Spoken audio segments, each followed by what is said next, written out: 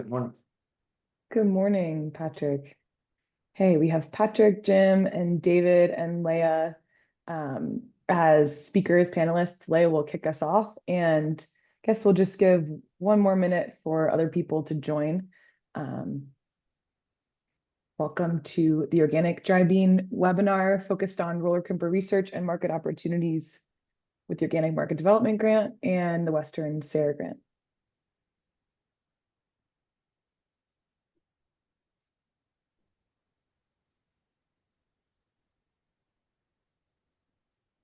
And just for housekeeping, this webinar will be recorded. So we'll be able to send it out to those who weren't able to make it today. And everything that you say will be recorded.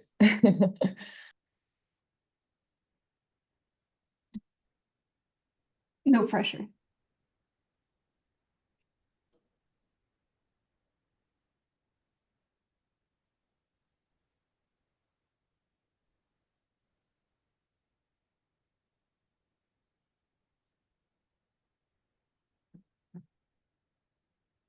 Give another minute, or you think we should go, Bridget?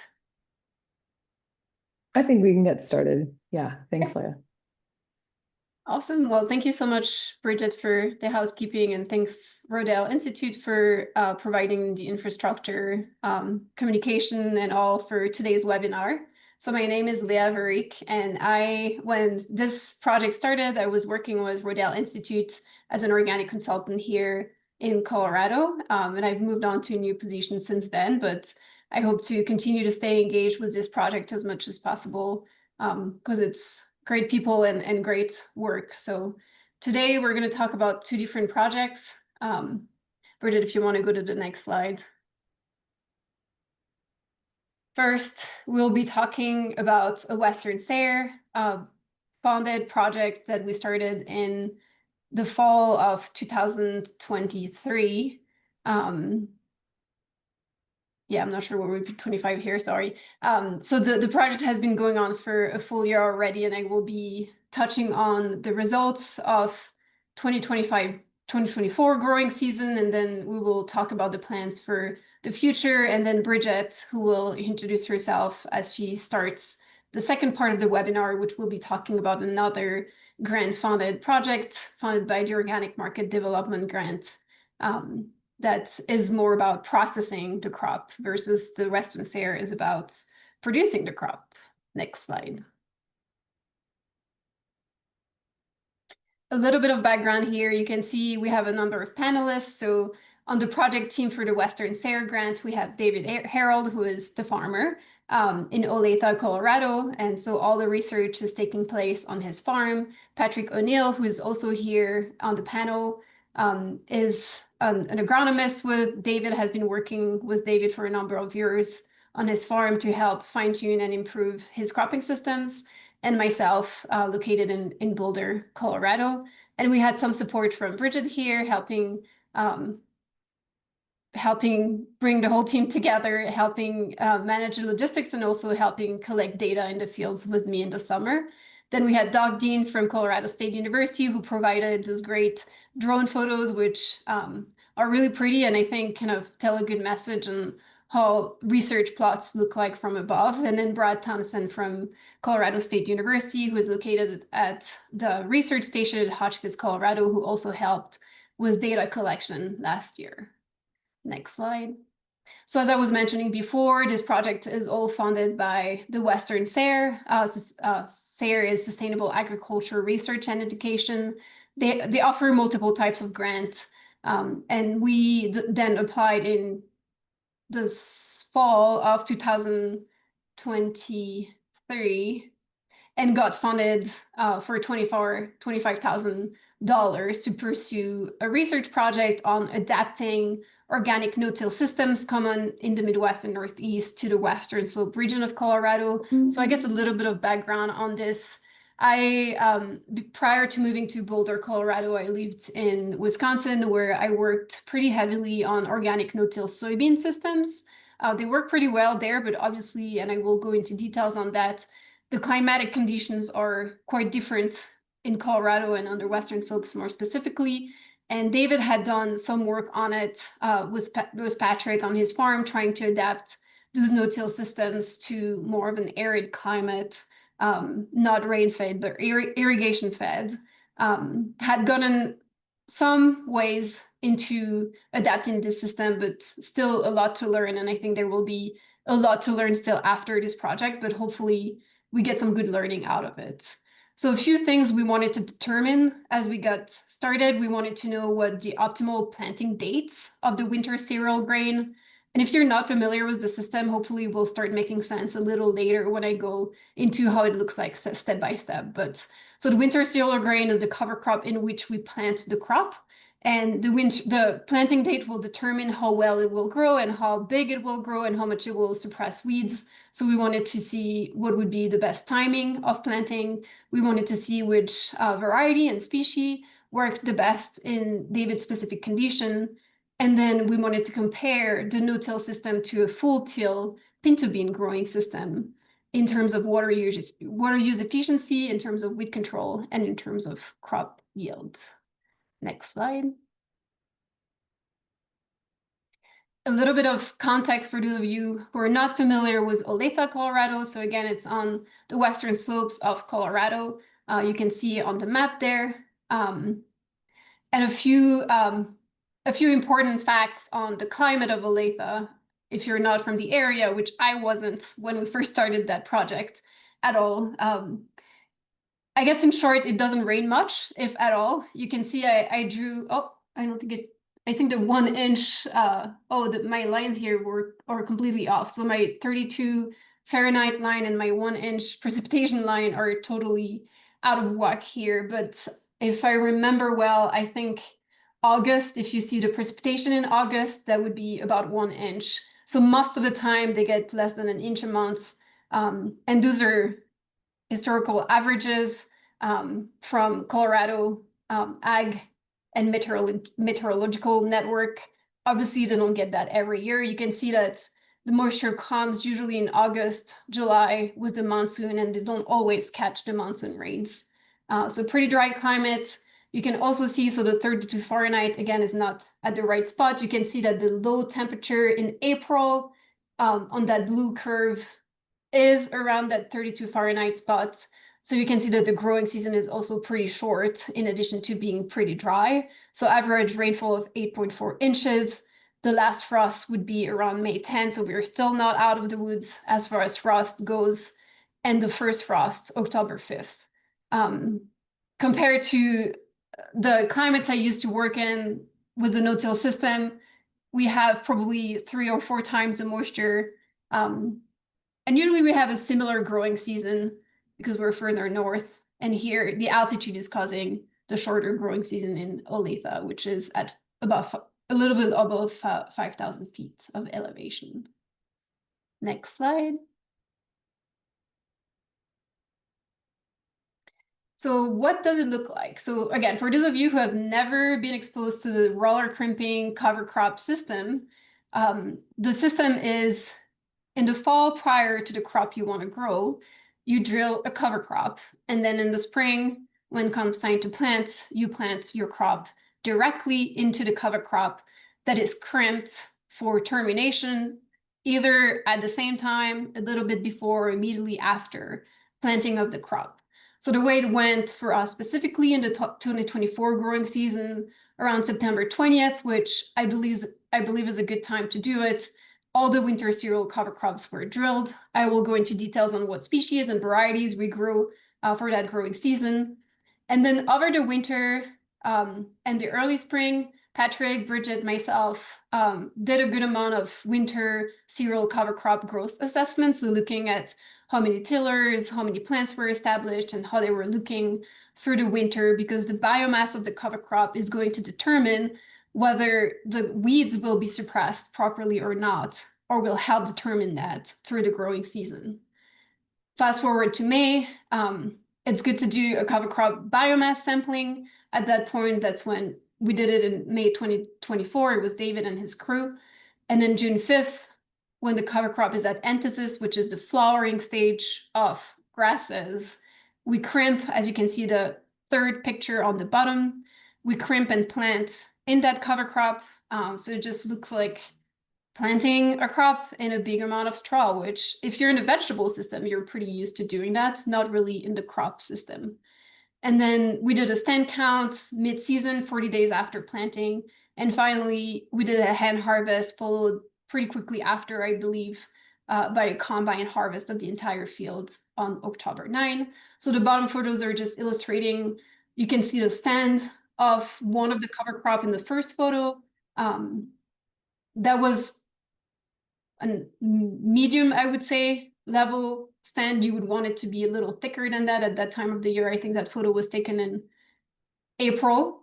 Then the second one, you can see how tall the cover crop can get. I believe this is rye. Rye usually gets the tallest out of all the ones we used. The third photo shows the planting in the roll down cover crop, and the last one shows discrepancies, differences in plant maturity at harvest, which I will go into more details later. Next slide. So in terms of drilling the cover crop, a first few information about the field. So that field is subsurface drip irrigated, which is, I would say, not the most common way to irrigate in the Western Slopes or anywhere else in the crop system. Drip irrigation is used a lot in vegetable systems. Subsurface, I think, has pros and cons, definitely. But that's the field we were in. Just as background information, the previous crop was summer squash. And before planting the winter cereals, Patrick and his crew applied 5 tons of compost and an additional 80 units worth of feather meal, which is a 1300 type of product.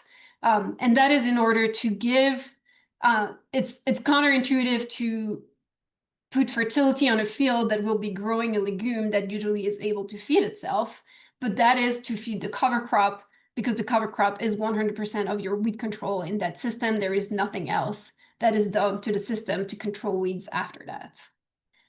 The drill that was used was 6-inch inner rows, and we targeted a 2 million seeds per acre seeding rate. I've transitioned from pounds per acre to seeds per acre pretty quickly into working on this system because of the variability in number of seeds per pounds per species and varieties. And you can see here, depending on species and variety that was used, in order to reach 2 millions, we had to plant between 76 and 185 pounds per acre, which is a pretty wide difference in terms of pounds. If you go with pounds, you just really don't know how many seeds per acre you're putting out there, which is at the end of the day the most important factor. So we had cereal rye, triticale, winter barley. You can read here the different species of all of those, the different varieties of all of the species that we used. And those were actually pre-screened in the fall prior by Patrick and David at David's farm. And some of the best performers were integrated in this system. I can't remember how many species were tested the year prior. Maybe I can pepper Patrick and David with questions on that afterwards. Next slide. That's your cue to get ready to answer these questions, Patrick and David. So those are some photos of the cover crop comes the spring, some early spring, and the bottom one is a little bit later on. So a lot of things we really went all on in assessing the cover crop growth in the fall and the spring, which is really great. A lot of things we assessed: the number of plants that were there, the number of stems that were out there, so the number of stems per plant. All of this is kind of to assess what will create the total biomass, which is what we're going for. We just really want to have a lot of biomass out there. And so by counting all of that, we kind of get a better understanding of when did or what went wrong if we get a low biomass on the cover crop. So plants and stems per acre through the fall and early spring. I always want to see trends because it's hard to do a research trial without any strong results, but the trends, I would say, were pretty scattered across the different varieties and species. The one thing that was pretty noticeable in terms of plants and stems per acre or across that entire winter, early spring period was that our SB 151 and Violetta barley, as well as Gator triticale, had the lowest number of tillers per plant and per acre. So less stems to go around in those three different species to produce the biomass that we wanted. And the plant height is also really important. You can see the first photo on the right, second photo, it kind of speaks for itself. The more biomass, the more height you have, the stronger the competition against the weeds that are starting to establish that time of the year. So we had a variety of heights in April 11 from 4 to 12 inches. That's pretty big difference. And here, the species where the difference between species was really marked. So the barleys tended to be the shortest, under 4.5 inches. Then came the triticale, which were between 6 and 8 inches, and the rye varieties that were the tallest. I would say that's pretty common. No matter where you're planting all of those plants, they will usually behave similarly in that order of the shortest, the barley, medium triticale, and then the rye being the tallest. Next slide. So a few things that we look for in this system. I talked about biomass quite a lot. And there is a review that's out from 2017. I'm just seeing questions that's distracting. But keep asking them. I will try to not be distracted anymore. So that's okay, Horton, keep asking questions. So a good stand will exceed 7,000 pounds of dry matter per acre. It's been established, again, those are mostly research done in the Midwest, that if you get 7,000 pounds of dry matter per acre, you will get a good weed suppression through the season. Now, one thing that happened for us is that we had a very broad range of cover crop maturity when the sampling was done. So the sampling was done all at once, and in retrospect, it should have been done every week for a month. So we could catch the cover crop, everything at the same stage, and that would be around anthesis or shortly thereafter, because starting in the milk stage, which is where we caught milk or after, which is when we cut a lot of our cover crops, a lot of dry matter starts to accumulate in the kernels, which totally skews the biomass that we get, because the total amount we get from those samples is higher than what we're trying to assess, which is just the vegetative growth with the leaves, the stems. We don't really care how heavy the kernels are, but we captured that, unfortunately, in 2024 because we sampled everything all at once. So I would say I didn't present all the data here. Again, barley was soft dough, so it was just really heavy. The kernels were representing probably more than half of the way of the plant. The rye was at milk stage, so probably 30% of the way was from the kernels, and the triticale was the only one that was at the correct stage to sample. And all of them were between 15 and 17,000, which I can hardly believe it because it's twice as much as what we want to see out there, but it's a good thing. It's probably due to a lot of the fertilizer that was applied. So in summary here, no conclusion on the barley, no conclusion on the rye, but the triticale, which was in that range of 15 to 17,000 pounds of dry matter per acre, was at a really good spot for weed suppression through the growing season. Next slide.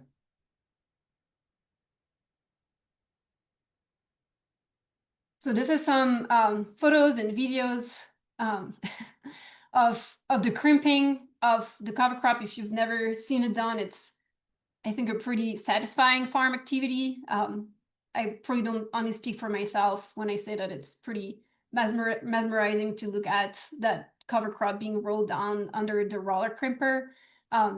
So I talked about it a little bit at the beginning. You can be crimping a little before planting at the same time with the crimper mounted in the front and the planter mounted in the back, or you can plant first and then crimp a few days later. It doesn't really matter. It's really all about farm operations and how you're equipped with your tractor if you have something you can front and back mount at the same time. The way we did it, we crimped in one pass, and then the second pass we came back and planted. So the second photo, you can see the planter here going through the rolled down mat. And then the two photos on the right are showing, the top one is what you don't want to see, and the bottom one is what you actually want to see.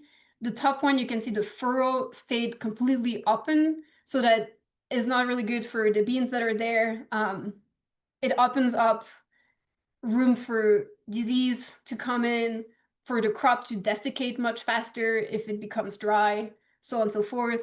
So furrow closure is really important, is a big challenge in the system.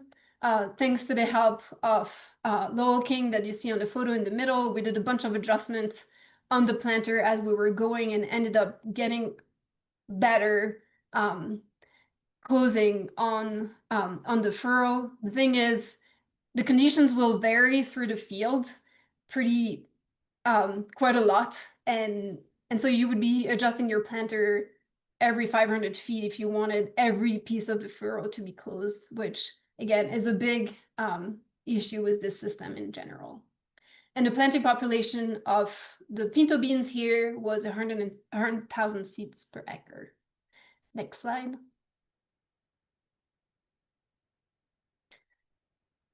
Stand count and yield estimate. So stand count, we did it because it's a component of the yield. The number of plants that you have out there is a huge determinant of the yield that you're actually going to get at the end of the day. So 40 days after planting, Brad Thompson from CSU and his intern came out in the field and did a stand count.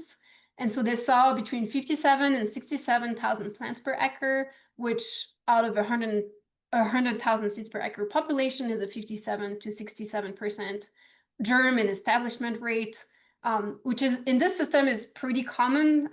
In the soybean in the Midwest, we would usually bump our seeding rates 20-30% higher the usual recommendation because there will be a lot of losses. The beans are just having a hard time making it through the mat.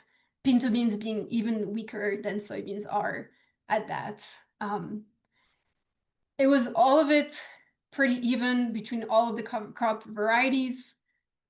The highest one, the highest population, the lowest population was in Violetta barley plots, followed by Ransom-Brusi, and then all the other ones were above 65,000 plants per acre. Yield estimate. So Bridget and I did a hand yield estimate. So we counted the number of pods per plant and the number of seeds per pods, and then we sampled and weighed those seeds to get the yield using the stand count that was collected in July 16. As it is often the case, the hand sampling got much higher yield than the combine harvest, which makes a lot of sense. You will see photos after. The plots were really weedy, so getting every single bean out of the plot was next to impossible, which is what happens with the combine. But when you do it by hand, you actually see what is out there versus the combine. You get what's out there and what can I collect. So the field average was 6,000 pounds per acre. No, the field average was pounds per acre. 600. Yes, it was 600 pounds per acre. Thanks, David. And the farm average is 3,200 pounds per acre. So 600 versus 3,200, not a very brilliant yield. I don't think David was jumping around with that 600 pounds per acre yield. But what was out there was a little bit better, not brilliant in all the plots, and there were quite a lot of differences between the different species and varieties. Between 960 and 2,600 pounds per acre were collected by hand. So again, that reflects what was out there, but a lot was actually not collected with the combine because of the weeds, because the pods were too low, because of probably a lot of different reasons. So the top performers here were Ransom-Brusi, rye, and Vienna's beerless triticale. Yeah, so there is a okay yield potential, a lot of improvement to be made in these systems as far as harvestability. Next slide.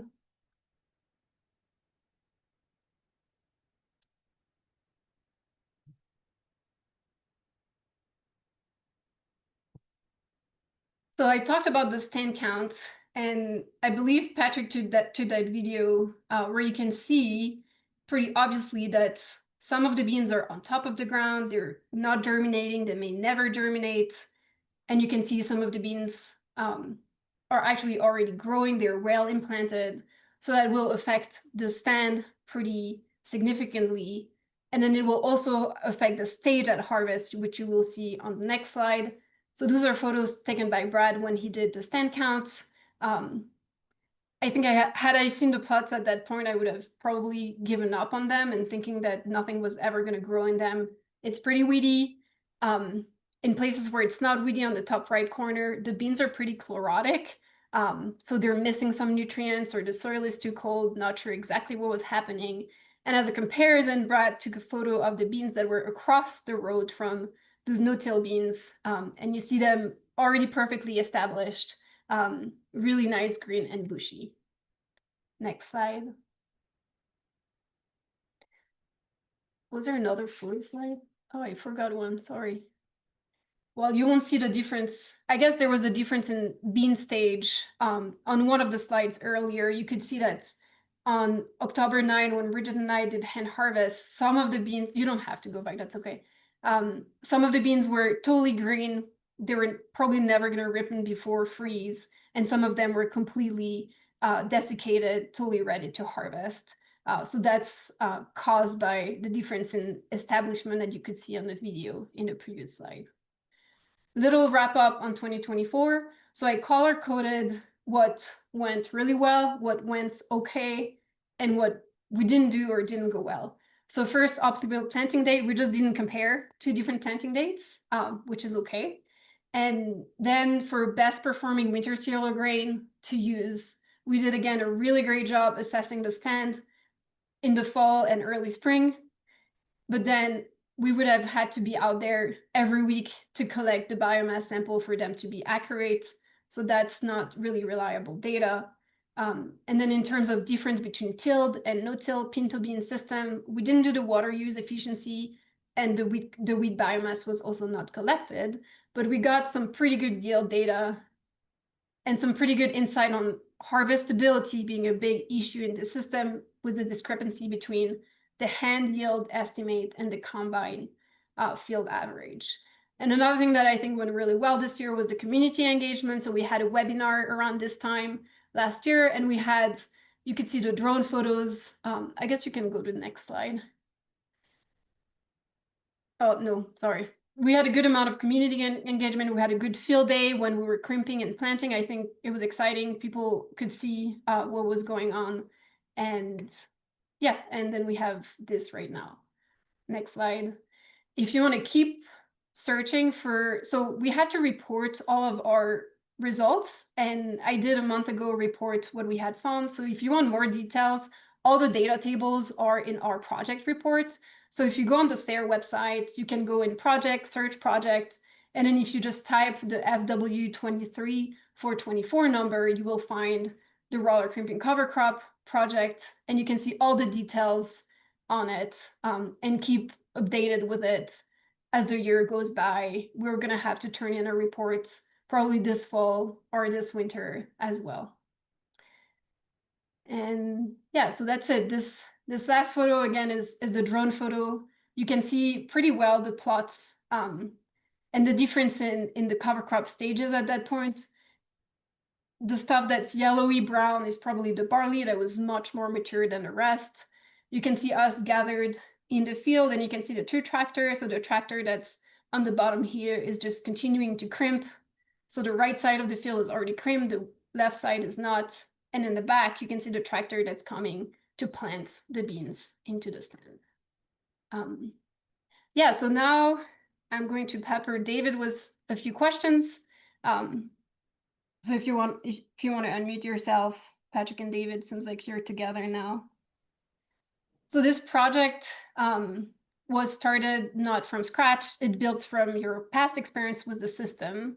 So David, if you want to share what you had done prior to this, what had gone well, what had not gone well, and what prompted you to continue working on this system. Yeah, done it for a lot of years, tried it with various crops, mostly sweet corn. Have never been successful, mostly the crimping part has been the problem, getting it crimped and killed, dead has been the challenge. The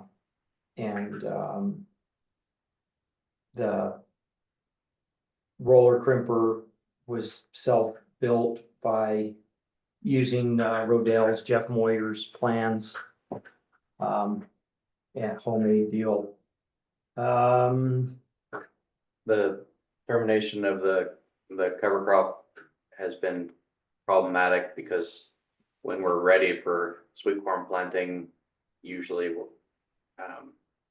that's not a time we're able to get the triticale to crimp and die. So that was some of the impetus for looking at this trial to say, what are the right conditions for this to work? And is it a different species? Is it a different variety of different species? Were we lacking fertility before because usually we had not fertilized prior to the cover crop planting?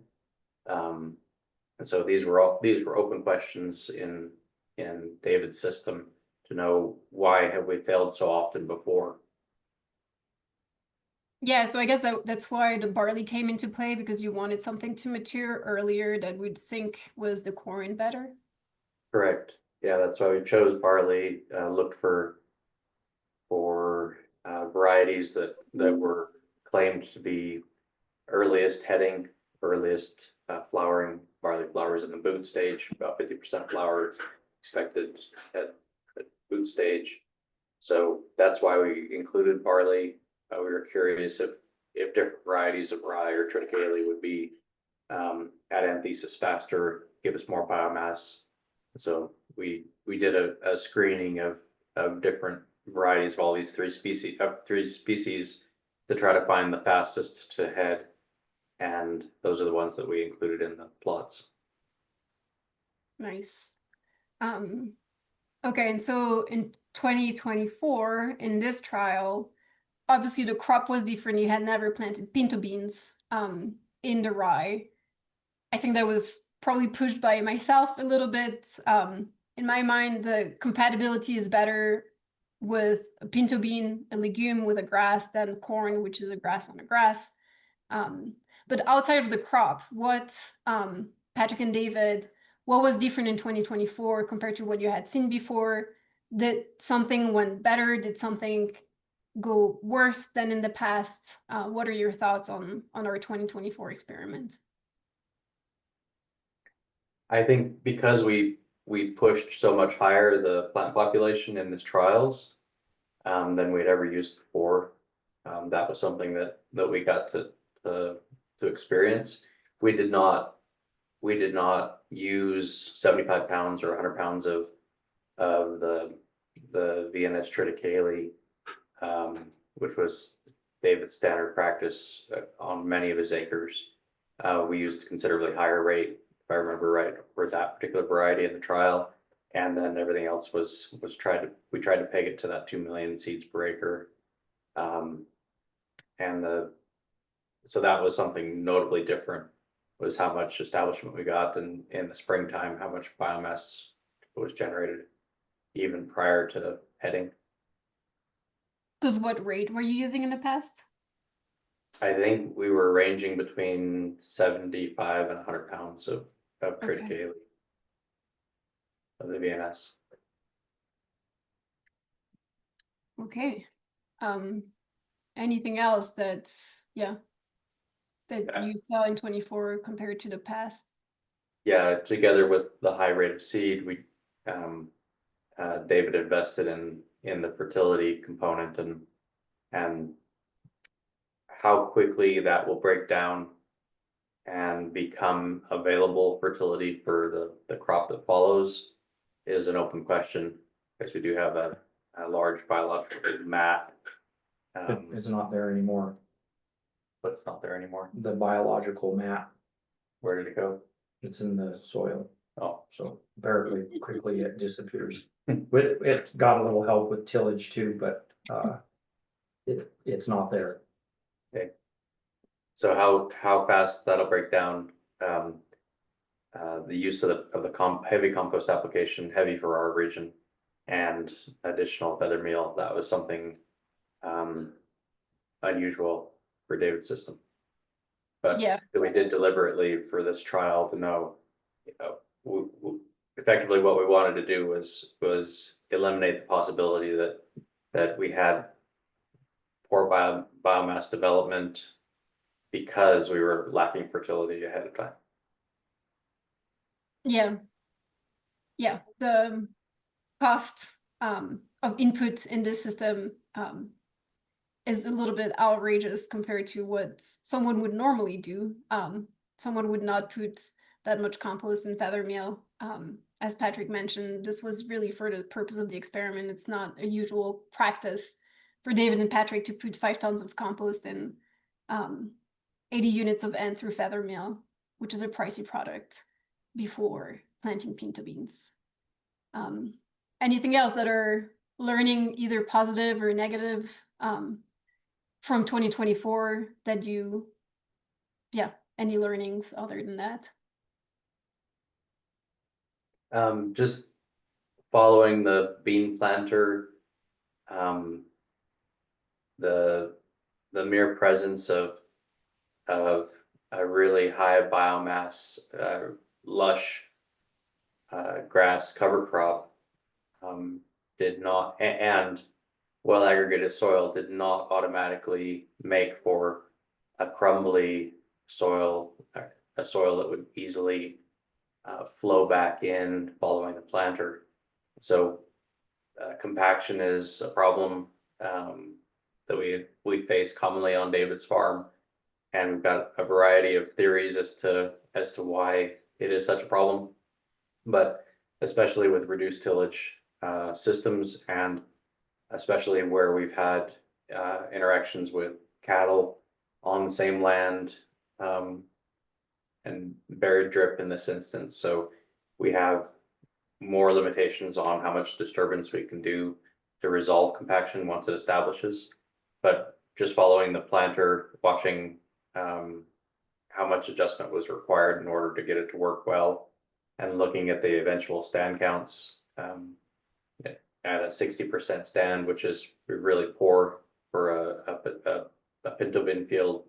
If we had actually delivered most of those seeds as desired and gotten a 90% stand or a 95% stand, then those theoretical yields that they have put up would be that much more in my mind.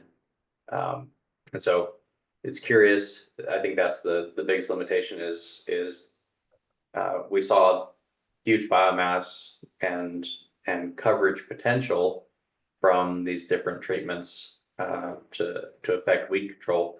But how do we get to good stand establishment in the cover and the cash crop that follows? That's top of my mind.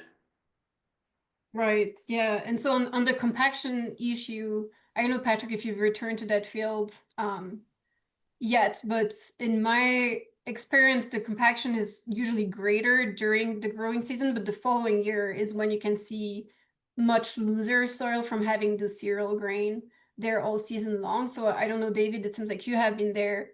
Do you feel like the year after sees alleviation of the compaction in the field, or it's just as it was before? It's as it was before. Okay. We've got something going on in the soil here. Chemically, biologically, whatever it is, I don't know, and we just can't. So we went in early February to drill some Field piece. winter of pea, and we just couldn't get the drill in the ground, and no-till drill, and it just doesn't, it's not working.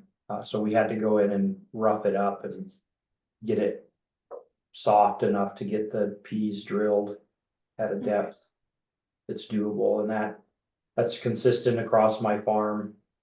Yeah. different farms with different soil types. Just don't seem to,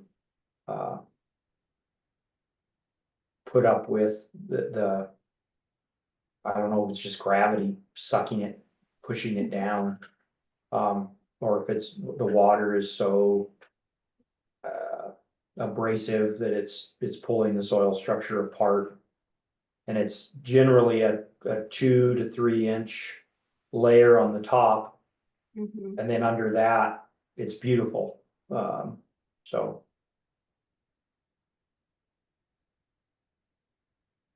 Which is the opposite of what people usually see with the plow layer that's usually deeper, but you have basically a plow layer on top of your ground. Okay, anything else you guys want to add? There are a few questions here that I want to make sure to answer and then leave some time for Bridget to talk about the other project. So Cooper was asking what combine harvest methods were used. So that's a David question. we swathed with a draper header and windrowed, and then used a picket combine to harvest. Okay. Sean Ortiz asking, has anyone ever used agricultural gypsum to help manage compaction in no-till system? In the Midwest, it's used actually quite a lot for that purpose. And it seems to work really well in those loamy, well irrigated, rain-fed soils, but I'm not sure, Patrick, David, if you have experience with gypsum in your area. I have a lot of experience with gypsum, however, not specifically for trying to loosen compaction. It's something that we've kicked around. Maybe we should try it. Maybe we should spend a lot of time evaluating it. Haven't yet. The biggest concern is we have super high calcium soils. Our base saturations tend to be 85% or higher calcium. Lots of free lime between 2 and 10% calcium carbonate, and maybe it would be helpful. We haven't gone down that road yet. Yeah, so it has been done. Not sure about how it would work in those specific soils. And the last question, actually the first question, was from Horton about which variety had the most tillering, and I was just pulling up the data here. So in terms of stems per plant, the highest were Andy Gardner and Rance Abruzzi, which are the two rye varieties. They had more than 7 stems per plant on average, which is pretty exceptional.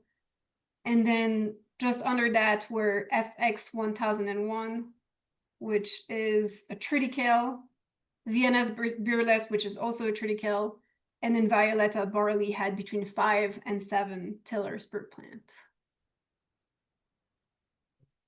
All right. Any more comment, Patrick, David? No more questions on this?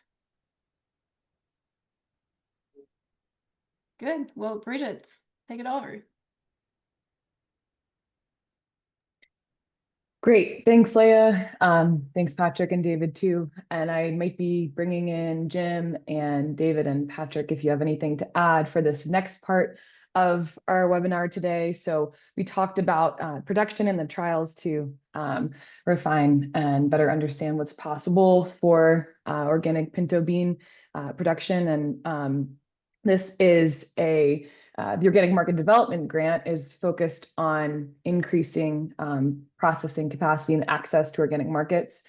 And David was awarded this grant to focus on organic dry bean processing capacity expansion. So a permanent facility that's dedicated to cleaning and packaging organic dry beans, dry edible beans. And this has been a project that the team has been interested in for some time. And here are some of the contributors. We have Jim Hennigan, Horton Nash, Patrick, Tom Kay, and support from Naturally Boulder, Farm Runners, Colorado Dry Bean Association, and Valley Roots Food Hub and the Food Systems Group at Colorado State University. The project began in March of 2024 and runs through March of 2027. This funding is being reviewed at the federal level right now. So a lot of what has happened, we are noting with that kind of disclaimer of needing the funding to be opened up to continue momentum. But here's just a high level look at the organic market and its continued growth. And some recent consumer survey results, which just show that organic continues to be one of the most trusted and recognized certifications, the most trusted and recognized certifications by consumers when compared to other claims that relate to impact on the environment and consumer health. And just to set some context here, this is a breakdown of dry bean production in Colorado. So you can see that pintos are ranked at the top. And this information is from the dry edible bean profile at the Agricultural Marketing Resource Center. And then here's a zooming in, just a little bit more of a look at dry bean production in the western slopes of Colorado. So you can see planting happens around late May or early June, harvest by October through November, and just some limited dry edible bean production, especially when it comes to organic.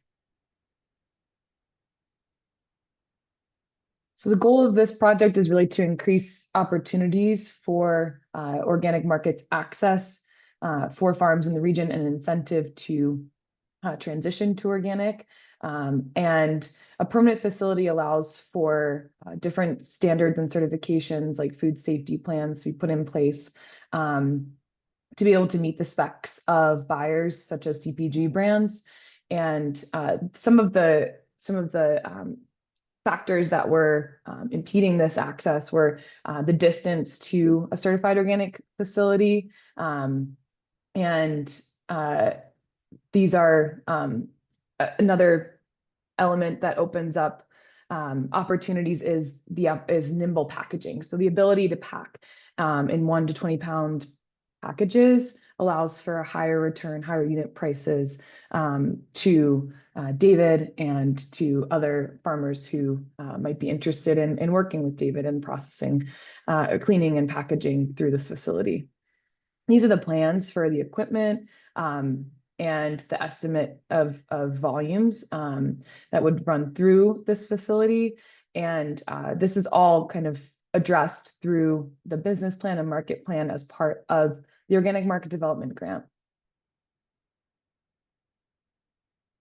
Here's a look at some pricing. So some fresh conventional pricing, and then a comparison to some more outdated organic pricing, but this just kind of highlights the point that the ability to package in more nimble ways and smaller scale packaging opens up opportunities for higher return to regional retailers and food hubs.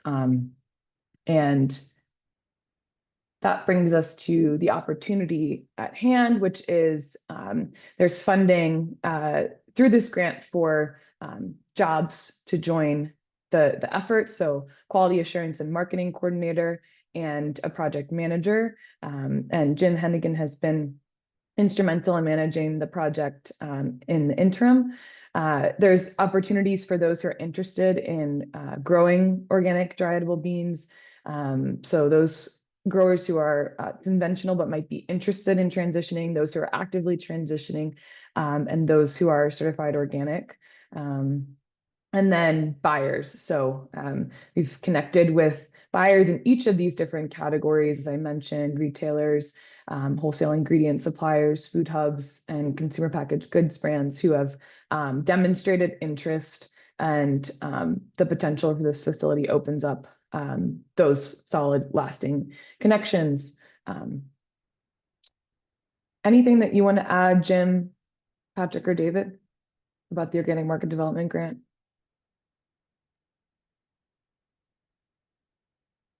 Maybe I missed it. it doesn't exist, right? It's frozen, it's Yeah. off. It's probably not likely going to survive, best I could guess. Yeah, I that's another way to say it, David. Let's yeah. To be more clear, this funding is held up right now. Yeah. And in order for this project to move forward, everything needs to be unfrozen. Yeah. I'm putting in the chat the link to the Western SARE where the tables are with the biomass and et cetera, for anybody who wants them. Okay. And I'm curious to hear, there's not that many people. Who's here? What do they do? Why did they show up? I'm looking at Ufren, and I know quite a few people, but it'd be interesting to hear who's on here. Do a quick introduction, just share knowledge, information, curious where people are, et cetera, if that's okay. Great. Yeah, let's open it up. I'll just wrap up with our last two slides. So unrelated to these projects, but big supporters of this projects, the food systems group at Colorado State University, and they're involved with the Northwest and Rocky Mountain Regional Food Business Centers. So they also have supportive resources through their center, and again, provided support for the Organic Market Development Grant. They spoke at the last webinar, so just wanted to give them a shout out and share their information for follow-up resources. And here's where you can learn more about each of these projects. So I'll stop sharing, and I think that everybody has the capacity to come off mute, or feel free to add questions in the chat. Right, I'm not sure if, yeah, people have the capacity to unmute, but if everybody could drop a few lines about. Okay, so it looks like you're going to be unmuted.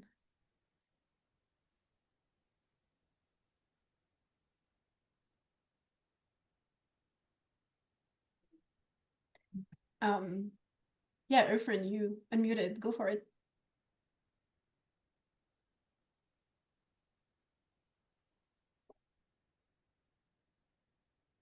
Accidental unmute.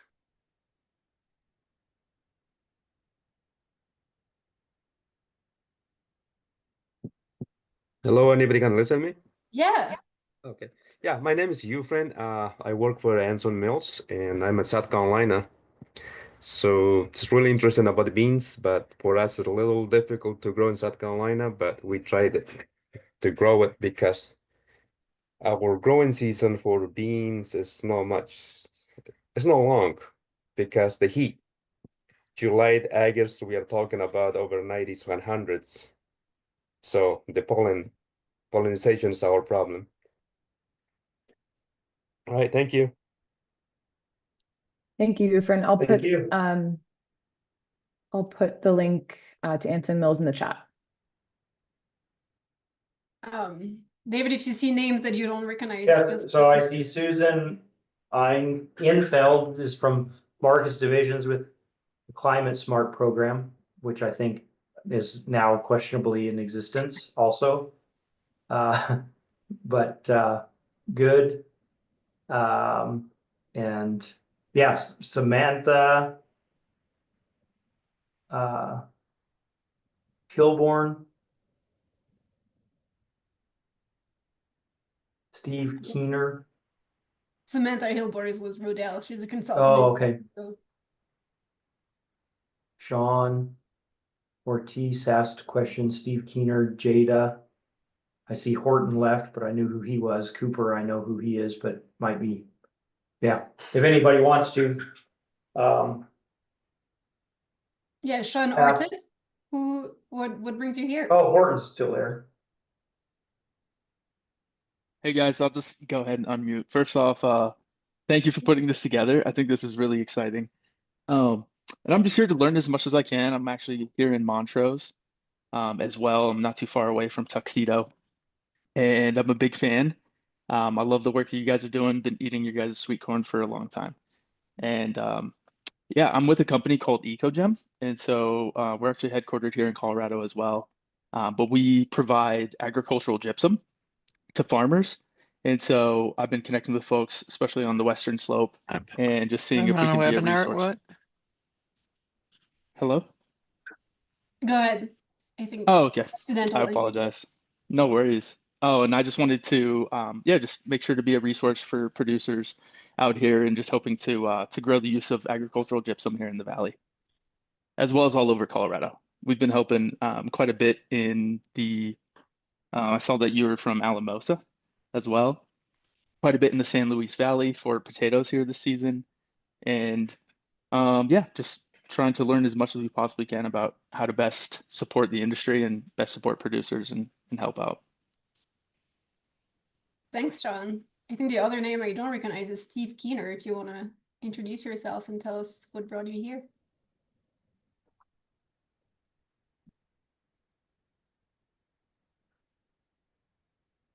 I hear crickets. Well, that's okay. Yeah, It's a so be webinar. it. Okay. You're not expected to be put on the spot. Well, thank you so much, everybody, Yeah. for joining. Thanks, Patrick. Thanks, David, for contributing. I'm glad Cooper could made it. He's also trying that practice, has been trying that practice in Idaho for quite a while. Hey, Leah, this is Cooper. Hey, Cooper. Yeah. Hey, can I jump in? I just want to Please do. I want to thank your project team and your perseverance. This is really important work that you guys are doing. It is very frustrating to not have more technical support and real, sort of quantitative approach to figuring out how to develop these systems for dry, arid, Western high elevation climates. So I really want to congratulate you all for your hard work, and I very much look forward to digging through the data tables and better understanding how we could apply what you've learned in Colorado to what we do in Southern Idaho. For those who don't know, we've been trying similar approaches in our farm, organic farm in Southern Idaho, since 2019 on and off, and have learned a few different things, and also had suffered some of the same fates that you guys have described today. But I look forward to catching up more offline, because we could talk for quite a while about some of these interesting things you've uncovered. But thank you all very much for your hard work. From my perspective, this is great. The Rodale people do a wonderful job, but nice presentation, but I would have taken an hour of just kind of the back and forth or whatever.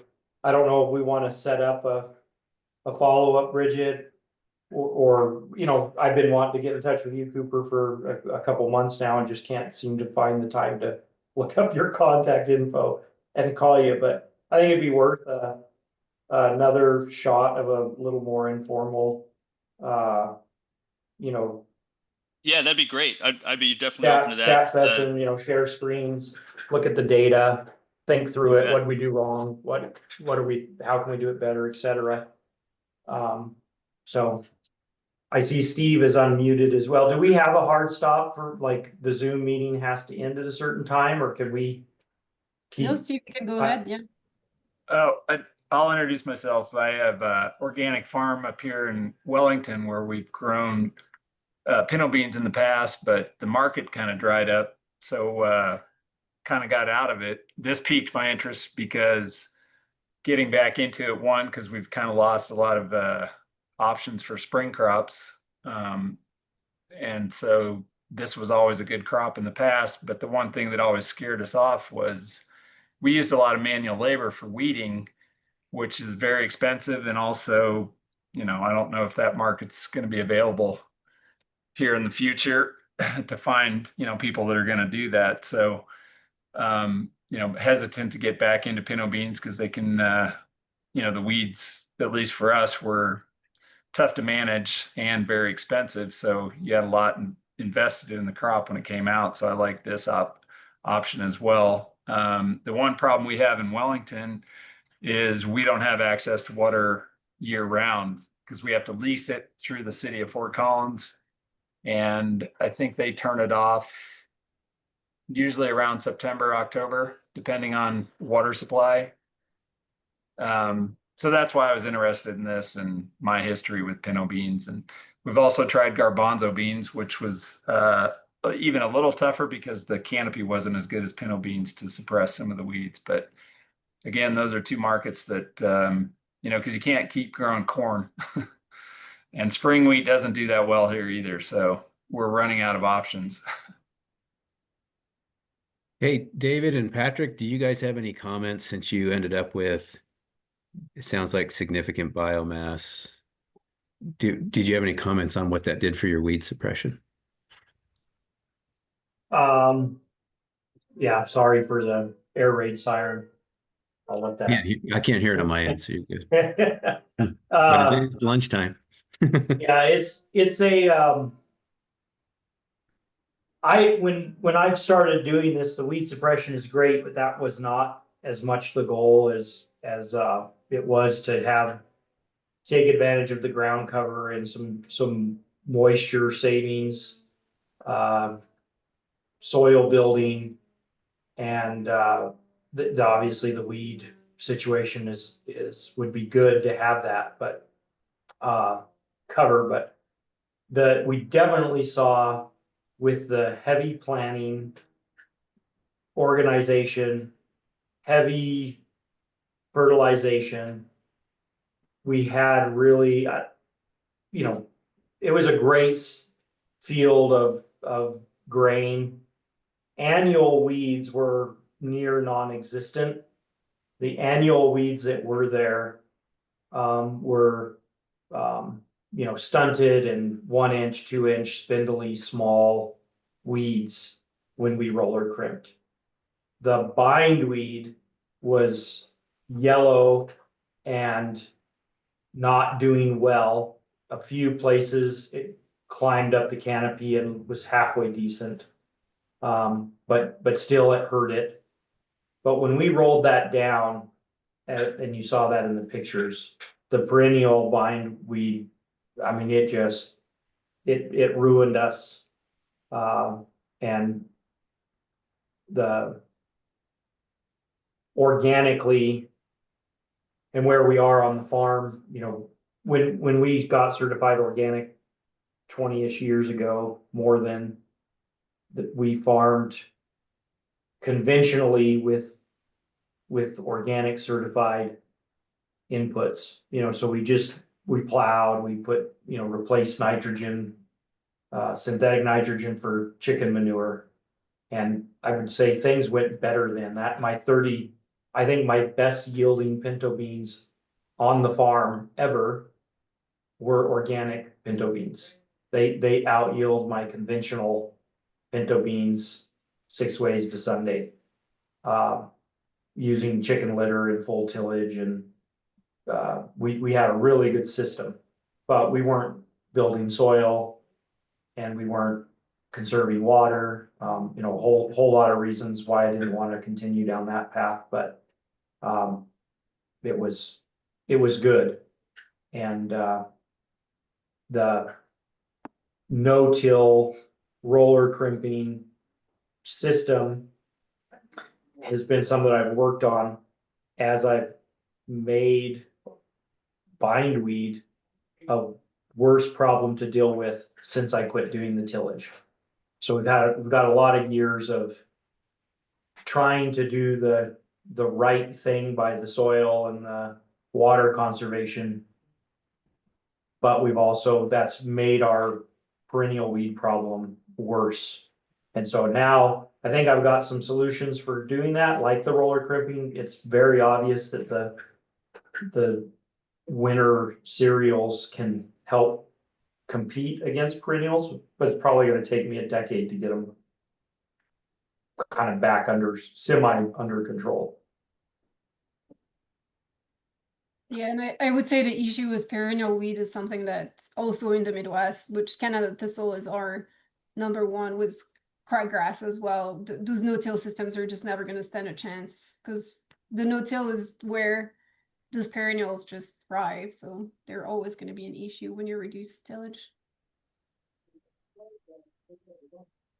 Well, it looks like our host Bridget left us, but thanks, thanks everyone for showing up. Thanks to everybody who contributed. Thanks for unmuting and introducing yourselves when you were probably not prepared for that, but I thought it was a great conversation. And yeah, look up the website if you want to see the updates. We are probably going to have another webinar this winter. And you have our contact, just feel free to reach out. You can see we're all up in books here, and the more we talk to each other, the more we learn.